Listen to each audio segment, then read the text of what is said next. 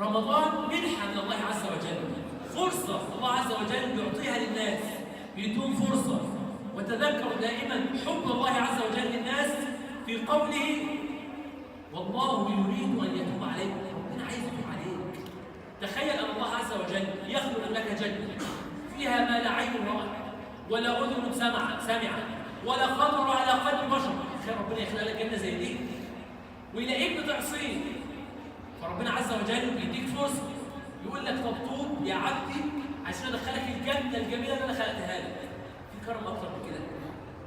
تخيل تقول انت يعني والله مثلا اعلى انسان مثلا مش شاطر في الشغل، فالراجل صاحب الشغل يقول لك خد فلوس اهي، روح خد بيها دورات عشان تحسن مستواك في الشغل، عشان ترجع ازودك في المرتب. وفي كده وفي اكتر من كده. فالله عز وجل يخلق لك الجنة ويديك موسم للطاعات ويقول لك اعمل كل ده، وفي النهايه يقول لك ادخلك الجنه وانت تقول له لا يا رب مش عايز.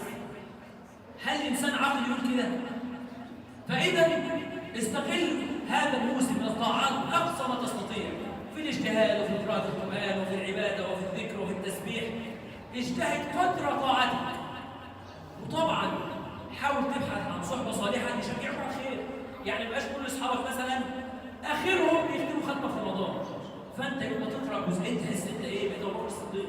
ده انا كل اصحابي بيخلصوا جزء بالعافيه، فانا بقرا جزئين بقى، ده حاجه ما حصلتش. لا، دور على حد عنده همه عاليه بيقرا 5 أجزاء في اليوم، فيشجعك كل ما تشوف ما شاء الله ده خلص 5 أجزاء، لا انا لازم ابتدي انا كمان اقرا 5 أجزاء زي ما.